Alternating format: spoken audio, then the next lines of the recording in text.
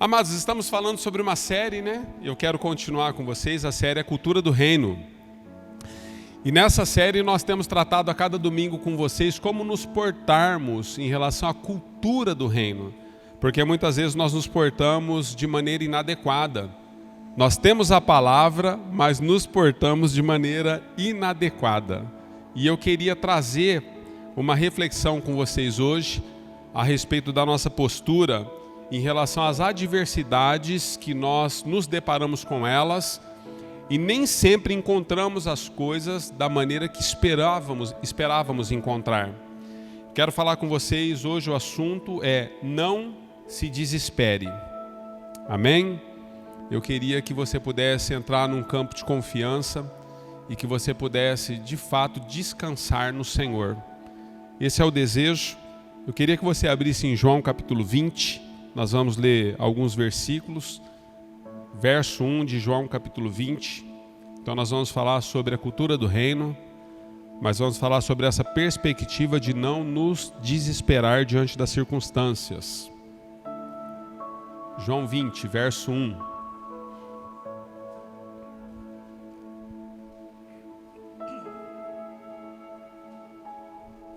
Amém, amém? Diz assim, olha, é o Evangelho de João, tá, queridos? Não é lá em 1 João, não, 2 João, não é as cartas de João, é o Evangelho de João. Diz assim o verso 1. No primeiro dia da semana, bem cedo, estando ainda escuro, Maria Madalena chegou ao sepulcro e viu que a pedra da entrada tinha sido removida. Então correu ao encontro de Simão e do outro discípulo, aquele a quem Jesus amava, e disse: tiraram o Senhor do sepulcro e não sabemos onde o colocaram. Pula lá para o verso 9, diz assim: eles ainda não haviam compreendido que conforme a Escritura era necessário que Jesus ressuscitasse dos mortos.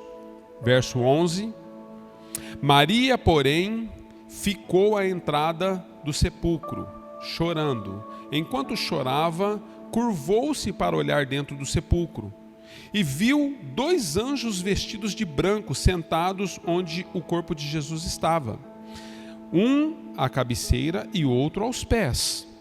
Eles lhe perguntaram: mulher, por que você está chorando?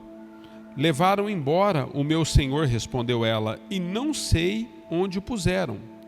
Nisso ela se voltou e viu Jesus ali em pé, mas não o reconheceu. Disse ele: mulher, por que estás chorando? Quem você está procurando? Pensando que fosse o jardineiro, ela disse: se o Senhor o levou embora, diga-me onde o colocou, e eu o levarei. Jesus lhe disse: Maria. Então, voltando-se para ele, Maria exclamou em aramaico: Rabone, que significa mestre. Senhor, te louvamos pela tua palavra, que o Senhor possa nos ajudar a compreender que não devemos nos desesperar, Senhor, com as circunstâncias da vida, mas que a gente possa confiar plenamente em tudo o que o Senhor é e aquilo que o Senhor pode fazer. Em nome de Jesus, abre os nossos ouvidos, olhos, estende, Senhor, expande a nossa fé nessa manhã. Assim nós oramos e te agradecemos.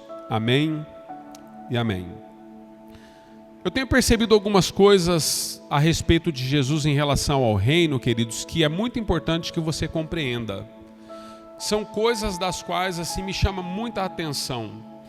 A maioria das pessoas das quais Jesus caminhou com elas, esteve com elas, tocou a vida delas, curou elas, que elas já conheciam Jesus, em dado momento, quando Jesus ressurreto agora aparece ou reaparece para essas pessoas, muitas dessas pessoas não o reconheceram. Mas Jesus tinha uma maneira muito peculiar em lidar com as pessoas com quem ele convivia. Todas as pessoas participaram da abertura dos olhos em relação a Jesus, na maneira que ele as tratou. Maria Madalena ainda não havia reconhecido Jesus, mas de repente Jesus só diz assim: Maria. E ela diz: mestre. Quando aqueles discípulos estão caminhando na estrada de Emaús e Jesus vai com eles, eles também não reconheceram a Jesus. Mas houve um momento então que Jesus se hospeda com eles na casa de outros, e quando Jesus então parte o pão, a maneira como Jesus tem aquela atitude de partir o pão, eles dizem: Senhor. Percebe, queridos? Jesus, na verdade, ele tinha uma maneira muito peculiar de tratar com as pessoas, e as pessoas que conviveram com Jesus tinham essa percepção de quem ele era de maneira muito clara e muito profunda. O que isso me ensina e ensina a você também? Em momentos de desespero, queridos, se nós de fato não estamos percebendo que Jesus está conosco, se nós dermos a oportunidade para o nosso espírito de ouvir a sua voz, nós vamos entender que Ele está conosco. Nós vamos saber que é Ele. Nós vamos compreender que é Ele. E nós vamos compreender que tudo está nas mãos dEle. Eu quero falar um pouquinho com você a respeito daquilo que Maria viveu. Maria Madalena, ela vivenciou muitas coisas, ela experimentou muitas coisas com Jesus. E eu quero falar um pouquinho da posição dela enquanto nascida daquilo que nós chamamos de novo nascimento, nascida porque creu. Nascida de novo na presença de Jesus. Nós às vezes temos posturas, queridos, depois do novo nascimento, que nem sempre está no controle das nossas mãos. Por mais que nós cremos, por mais que nós busquemos, por mais que nós conheçamos a palavra de Deus, Maria não conhecia só a palavra de Deus, ela conhecia o próprio Deus. Jesus encarnado conviveu com Ele, esteve aos pés dele, chorou com Ele, mas ela, mesmo tendo passado por momentos tão importantes e íntimos com Jesus, quando ela se depara com uma situação que fugiu das suas mãos, ela tem uma postura de como se ela não cresce em tudo que foi profetizado e dito a respeito de Jesus. Eu acredito que é assim na sua vida. Eu acredito que é assim na minha vida.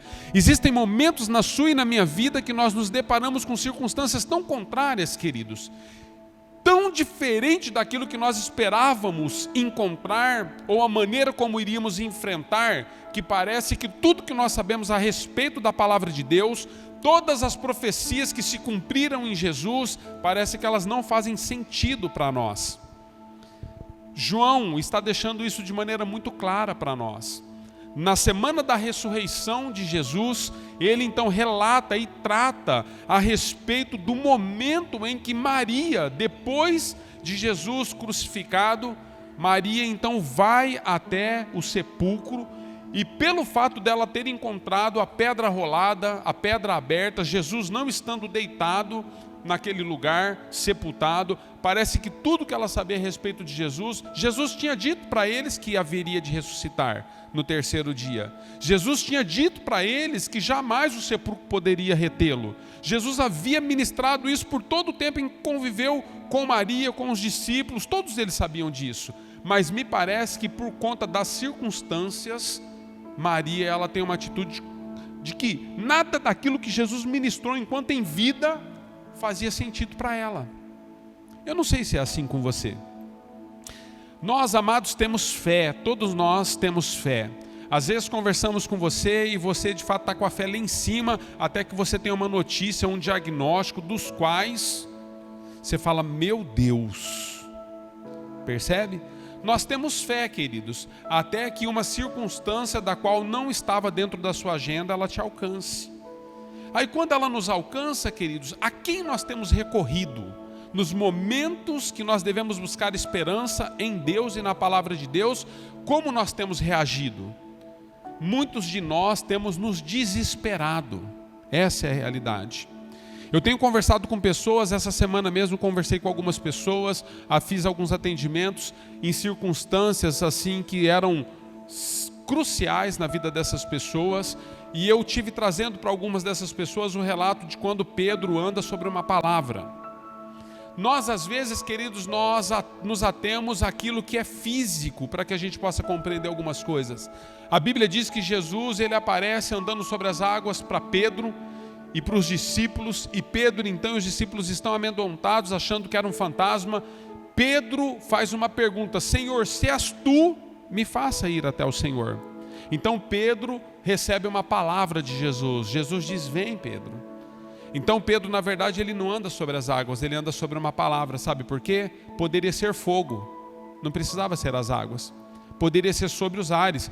Se Pedro estivesse no avião e Jesus aparecesse do lado de fora, e Jesus dissesse para ele: Pedro, sai do avião e vem para cá, sai desse helicóptero e vem para cá. Senhor, mas se eu sair do helicóptero eu vou cair lá embaixo. Não, Pedro, eu estou liberando uma palavra sobre você. Pedro, na verdade, andou sobre a palavra, queridos.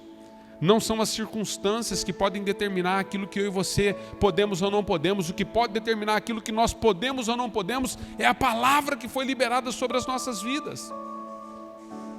Então, às vezes, nós julgamos pessoas e causas, queridos, porque nós não sabemos a palavra que foi liberada sobre a vida dessas pessoas. Muitas pessoas, elas são tidas por caretas, são tidas por loucas, são tidas por pessoas diferentes, fora da caixa, porque existe uma palavra que arde dentro delas. Às vezes não faz sentido para você, mas faz sentido para elas. Às vezes o quadro não está claro para você, mas está muito claro para elas. Existem coisas que Deus falou para mim, que Ele falou só para mim, Ele não falou para você. Não que Deus não possa falar para você ou outras coisas, mas o que Deus tem para você nem sempre é a mesma coisa que Ele tem para mim. Você vê o desfecho da vida das pessoas em todo o relato bíblico, e você vai ver que os próprios discípulos, eles foram tendo destinos e meios e formas de serem usados por Deus, e através do Espírito Santo eles cumpriram o mesmo chamado, a mesma vocação, mas de maneira diferente, queridos. Eu falava com meu filho ontem, antes dele ministrar a célula, ontem compartilhei coisas com eles, eu falei a respeito de que Deus tinha um destino para Ló, Deus tinha outro destino para Abraão. Muito embora tudo que Deus estava fazendo, Ele estava no controle de tudo. Então não importa o que Deus está fazendo, o que você está encontrando e quais são as realidades que você está enfrentando. Importa se aquilo que é palavra faz sentido para você. Jesus havia dito que haveria de ressuscitar ao terceiro dia. Então João está relatando, Maria Madalena, ela corre e vai ao sepulcro de Jesus. Só que chegando no sepulcro, ela vê uma realidade completamente fora daquilo que a mente dela ainda estava nutrindo. Ela ainda estava num processo, queridos, de transição. Faziam apenas 2 dias, era o terceiro agora, de tudo que ela havia assistido a respeito do flagelo de Jesus. Amados, nós precisamos compreender que Maria, ela participou dos últimos momentos da vida de Jesus na terra. E ela viu tudo. Então deixa eu dizer algo para você. Existem coisas que são impregnadas na sua mente. Existem coisas que são colocadas dentro das suas emoções, dos seus sentimentos. E às vezes elas são tão vivas, tão reais e tão recentes para você, que você não consegue enxergar o todo. E você não consegue se posicionar na palavra que foi liberada.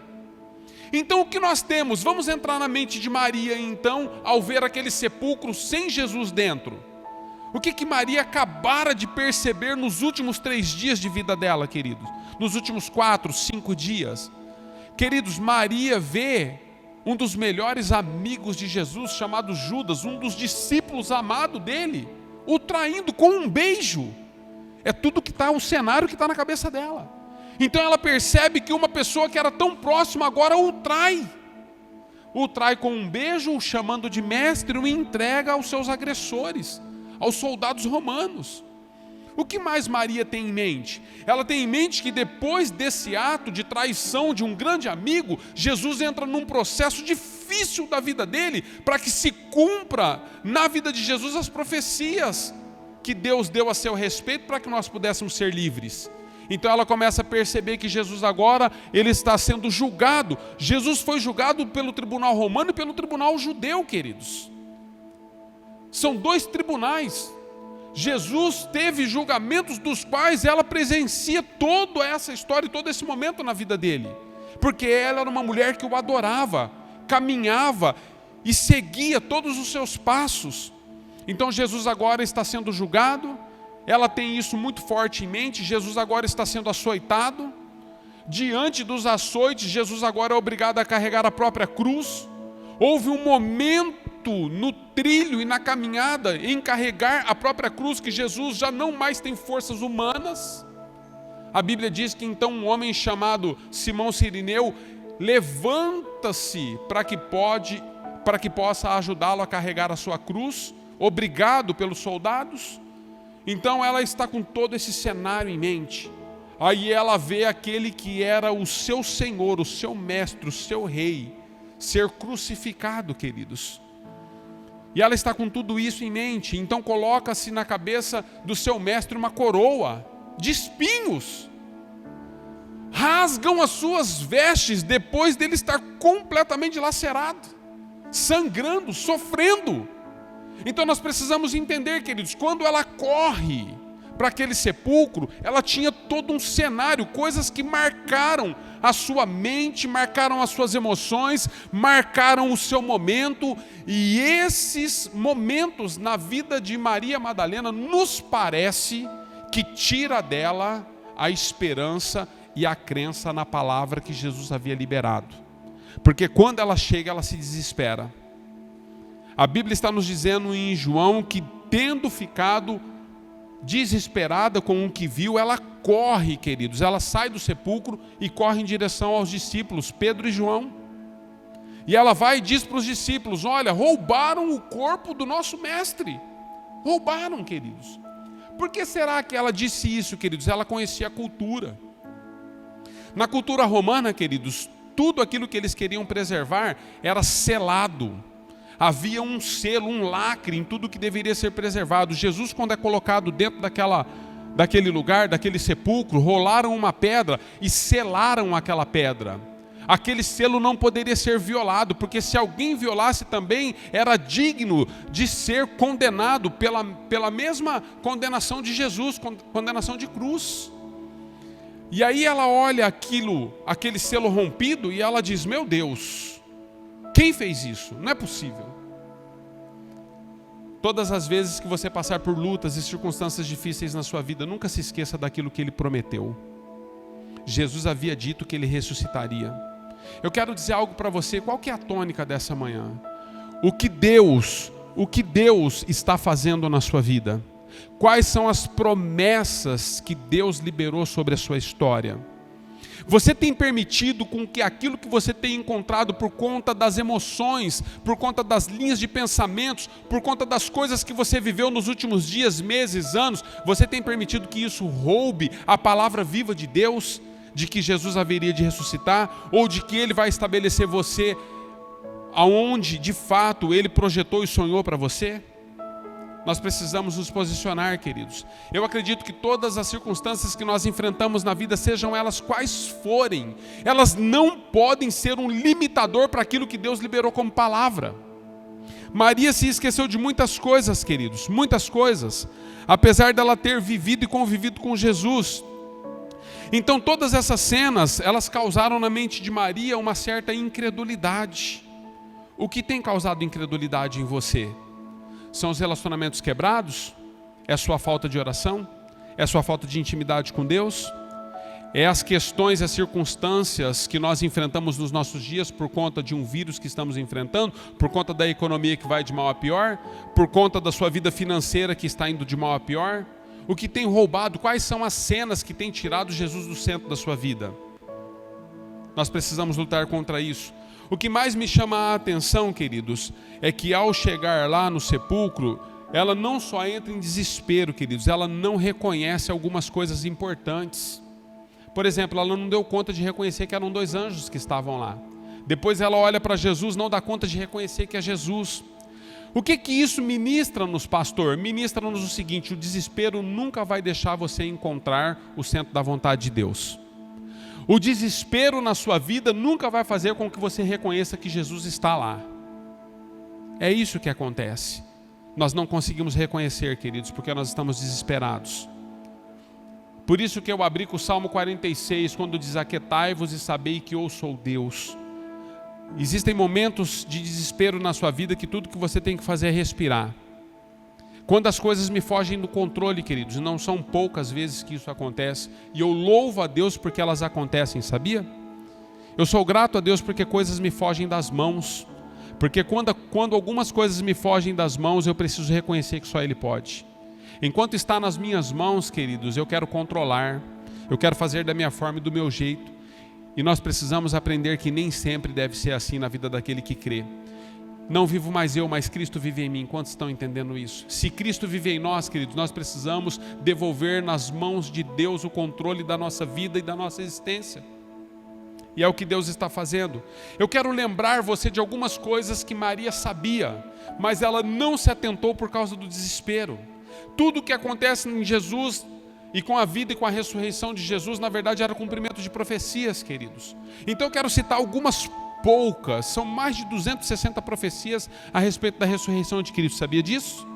Mas eu quero citar só algumas para você, para que você possa entender como Maria, na verdade, não conseguiu se portar como aqueles que creem, por causa do desespero. O desespero nos cega, o medo nos cega, queridos. Isaías 53:5 diz assim, que ele na verdade seria transpassado e açoitado. Zacarias 9:9 diz que ele seria humilhado. Isaías 53:8 diz que ele seria morto. Isaías 53:12 diz que, esse é um detalhe importante, queridos, lá em Isaías, 700 anos antes, Isaías profetiza a respeito de que ele seria crucificado, ele intercederia pelos seus transgressores. Tem noção disso? Já havia as profecias e tudo está se cumprindo. Salmo 22, 7 e 8 diz que ele teria suas mãos e seus pés perfurados. Zacarias 11, 12 diz que ele seria traído por um amigo e vendido por 30 moedas de prata. Até o valor das moedas foi colocado nesse texto, queridos, em Zacarias. Salmos 16 diz que ele ressuscitaria. Isaías 25, 8 diz que a morte seria transformada em vitória. E Maria, queridos, mesmo sabendo de todas, ou a maioria das profecias que conhecia por conta da sua cultura e da sua história, num dos momentos em que ela não encontra as coisas como ela entendia que deveria encontrar, porque na percepção dela, ela deveria ir ao sepulcro e Jesus teria que estar deitado lá, e a pedra teria que estar selada. Como ela não consegue encontrar as coisas da forma em que ela esperava, ela se esquece de todas as profecias. E ela não reconhece nem os anjos e nem a Jesus. Eu quero dizer para você, a primeira posição de Maria ao buscar Pedro e João, ela diz, olha, roubaram o corpo do nosso mestre. Eu quero chamar a sua atenção aqui. Você acredita de fato que as pessoas podem roubar aquilo que Deus tem a seu respeito? Você acredita que as pessoas têm autoridade, queridos, em intervir naquilo que Deus está dizendo sim ou não? Você de fato crê nisso? Você crê e acredita que existem homens e mulheres na terra que são maiores do que Deus em relação às suas profecias, à sua vontade, ao seu desejo para a nossa vida? Você acredita que o fato de você estar aqui ou acolá, ou de repente passar por isso ou por aquilo, é porque você mesmo determinou todas as coisas no seu coração? Se assim o fosse, queridos, a Bíblia diz que então Jesus morreu em vão. Na verdade, queridos, há mais de séculos e séculos de anos, antes da fundação do mundo, a Bíblia diz que já havia no coração de Deus o desejo de preparar o cordeiro, e Deus preparou o cordeiro para nós antes da fundação do mundo. Então deixa eu dizer para você, você acredita que se Deus preparou para que o cordeiro fosse sacrificado e depois ressuscitasse, homens poderiam roubar isso do coração de Deus, queridos? Homens poderiam roubar o corpo do mestre? Eu acredito, queridos, que aquilo que Deus tem a seu respeito, homem nenhum pode tocar. Apocalipse nos ensina que as portas que Deus fecha, homem nenhum pode abrir. Apocalipse nos ensina na sequência que as portas que Deus abre, homem nenhum pode fechar. Dele é o querer e o efetuar sobre todas as coisas na sua e na minha vida, amados. Nós precisamos crer nas profecias que estão se cumprindo a nosso respeito. E toda a vontade de Deus a seu e a meu respeito está se cumprindo, ainda que você não compreenda que a pedra foi rolada e que Jesus não está lá. O fato de você não compreender, não perceber e não enxergar isso não muda o caráter de Deus. Deus está no controle de tudo. O que eu posso fazer então, pastor, com o livre-arbítrio que me foi dado? Sofra menos, resista menos àquilo que Deus está fazendo. Se entregue à sua vontade, permita que Ele conduza. Amados, eu tenho aprendido a duras penas que todas as vezes que eu tento conduzir as coisas e as questões que são destinadas ao reino, eu sofro. Falava com a Giovana sobre isso ontem. Giovana tem sido uma bênção na minha vida. Vocês têm que orar muito pela Giovana, viu, queridos? Ela tem sido uma bênção na vida de vocês. Vocês têm que agradecer. Ela tem aberto os meus olhos a respeito de muitas coisas. Sabe o que eu tenho percebido, queridos? Nada nem ninguém pode roubar de mim e de você o que Deus está fazendo. As pessoas vão se levantar contra os seus propósitos, contra os seus projetos, contra o seu serviço, contra o seu ministério, contra o seu chamado, contra a sua vocação, contra a sua família. As pessoas vão se voltar, queridos, contra as palavras de Deus que foram liberadas em relação à sua vida. Mas eu quero dizer algo a você: nem as pessoas, nem o inferno, nem potestades, nem o porvir, nem o passado, nada poderá nos separar do amor de Deus que está em Cristo Jesus. Quantos creem nisso? Nada nem ninguém, queridos. Não está nas nossas mãos. O que Deus está fazendo, Ele vai levar a termo. Quer queiramos, quer não queiramos, Deus vai levar a termo, queridos. Deus, Ele não é mudado por conta de uma manivela que está nas suas mãos. A manivela que está nas suas mãos, queridos, na verdade, ela tem uma ordem decrescente de manivelar. Todas as vezes que você manivela, não é para que você suba, é para que você desça. Nós precisamos entender isso. Deus está fazendo algo na minha e na sua vida, e todas as vezes que eu tento manivelar a vontade de Deus ou manipular a vontade de Deus, o que Deus faz é me colocar de joelhos. Quantos compreendem isso, queridos? Então Deus está fazendo. Maria não estava compreendendo, queridos, não estava compreendendo. Ela procurava por conta das suas emoções, por conta daquilo que ela presenciou, por conta... Eu penso que Maria, quando foi para aquele sepulcro, queridos, as vozes dos gritos das pessoas ainda eram muito vivas dentro dela. Que vozes, pastor? Soltem Barrabás, crucifiquem a Jesus. Ela participou disso tudo, queridos. Eu penso que isso estava... Percebe, queridos? Vozes. A quem devemos soltar, disse Pilatos? Liberamos quem? E as pessoas, crucifique Jesus, crucifique Jesus. Existem momentos que nós vamos encarar circunstâncias das nossas vidas, queridos, que as pessoas que não creem vão dizer para nós que Jesus na verdade não tem valor algum, que Ele deve ser crucificado, que a palavra de Deus ela é ultrapassada, que nós precisamos nos renovar.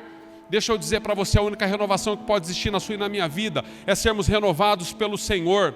Isaías 41 nos fala a respeito disso. Ele nos fala que nós somos renovados e nós voamos como águia. Queridos, nós somos renovados na palavra. Então é a palavra, queridos. Pedro caminhou sobre ela, Paulo caminhou sobre ela, os discípulos caminharam sobre ela. João caminhou sobre a palavra, queridos, o discípulo do amor. Outrora ele era um homem que não tinha misericórdia. Mas a Bíblia diz que Deus pega um homem que não tinha misericórdia. Quando Jesus é rejeitado em uma das cidades, João, que é o discípulo do amor, diz o seguinte: Senhor, esses caras te rejeitaram, estão de brincadeira? Vamos orar, Senhor, vamos mandar fogo do céu e destruir essa cidade. Jesus falou: jamais, rapaz, você não me conhece. Amados, eu tenho meditado sobre algumas coisas que são profundas em Deus. Pedro corta a orelha de um soldado para defender Jesus. Você já prestou atenção nisso? Sabe quem era Pedro, queridos? Era a personificação da igreja. Pedro já era a igreja nascendo.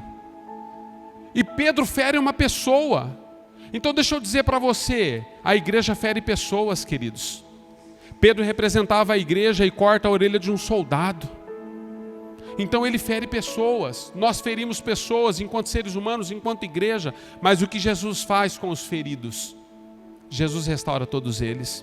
Ainda que você tenha na sua mente coisas que estão trazendo desilusões, desânimos, abatimentos para você, eu quero dizer para você, você precisa olhar para a pedra que foi rolada, você precisa olhar para a pedra que não está mais comprometendo o que Deus está fazendo.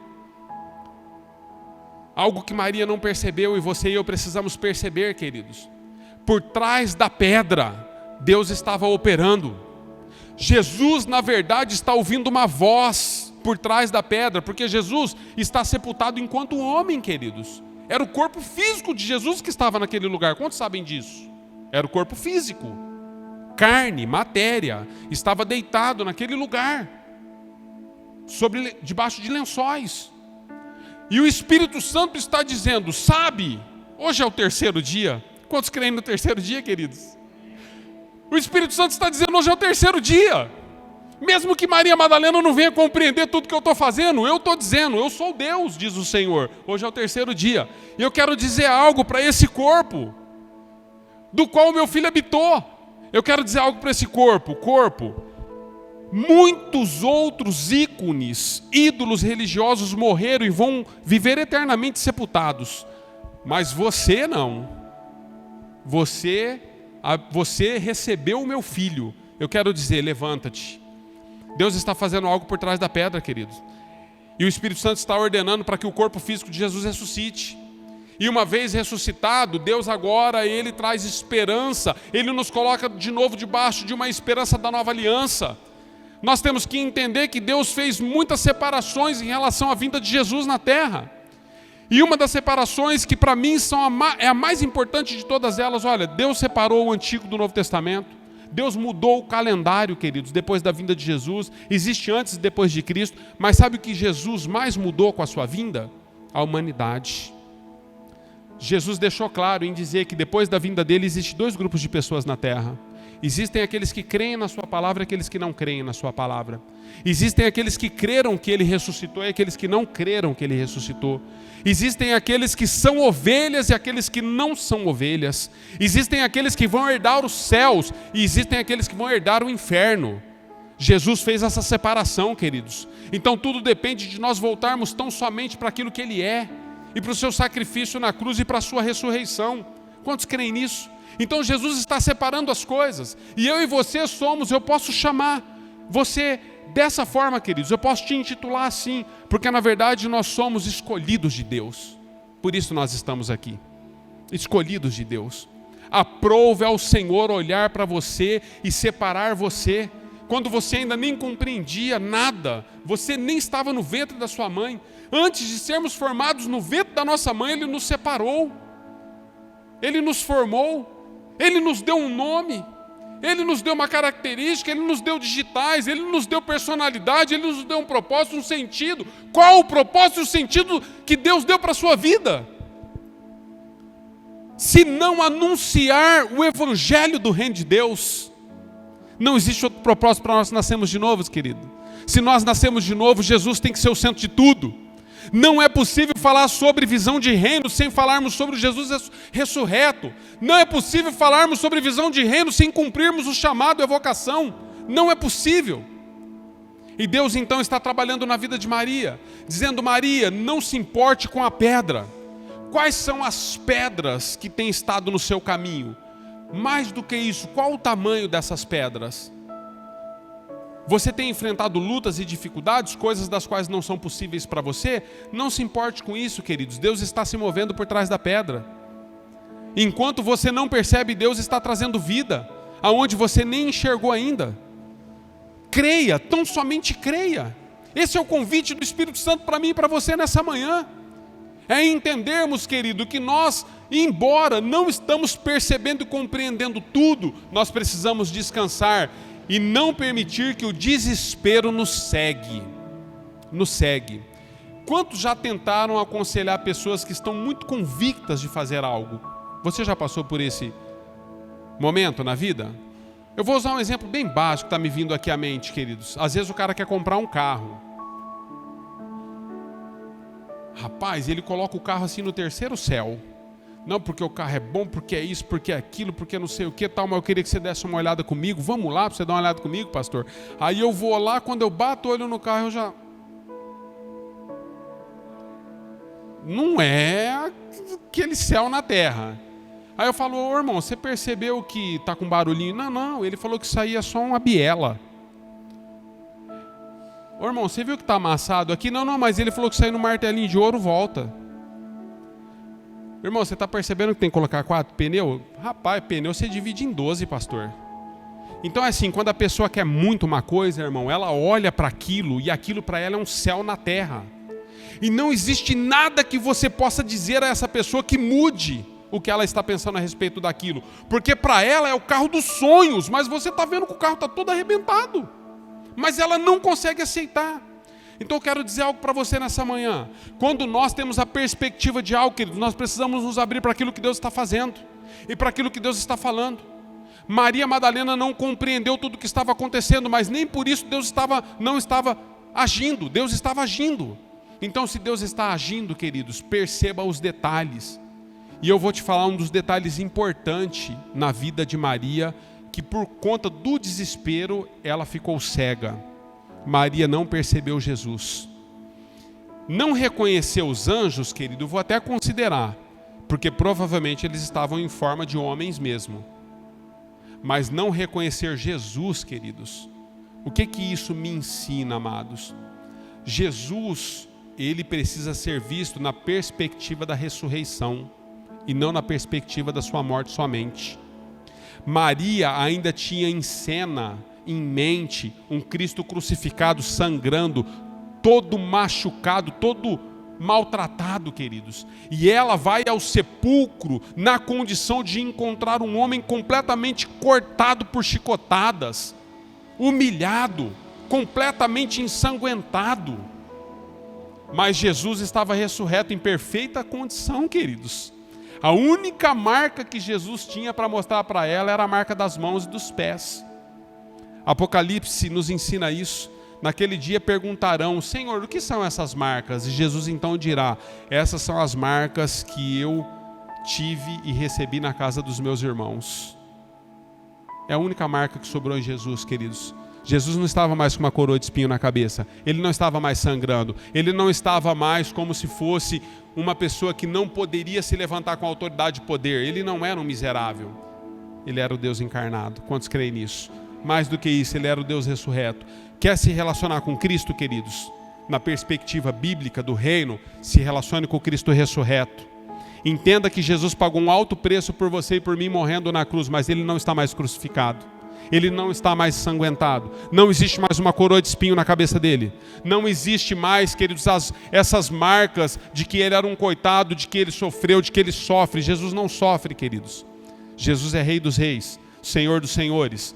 Ele é Senhor absoluto sobre todas as coisas. Ele está acima de tudo e de todos. Ele está fazendo aquilo que nós não podemos. Ele está à frente daqueles que creem. Ele está na retaguarda daqueles que creem. Ele está ao lado daqueles que creem. Porque Jesus é tudo em nós. Jesus está em tudo e em todos os lugares, queridos. Através do seu Espírito, do seu poder. Ele muda a sua história, ele muda a sua circunstância. Então aquilo que nós estamos vivendo, nós precisamos viver com intensidade.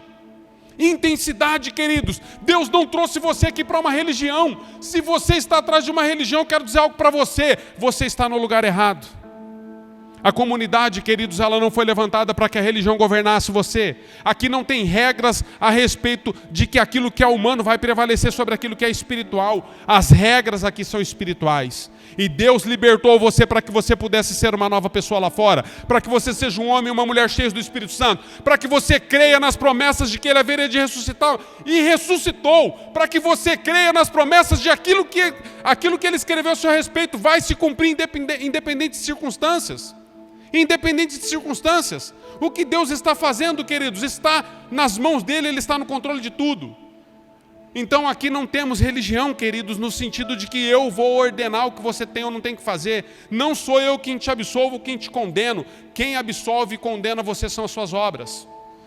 E quem tem o direito de fazer isso tem nome: Cristo Jesus.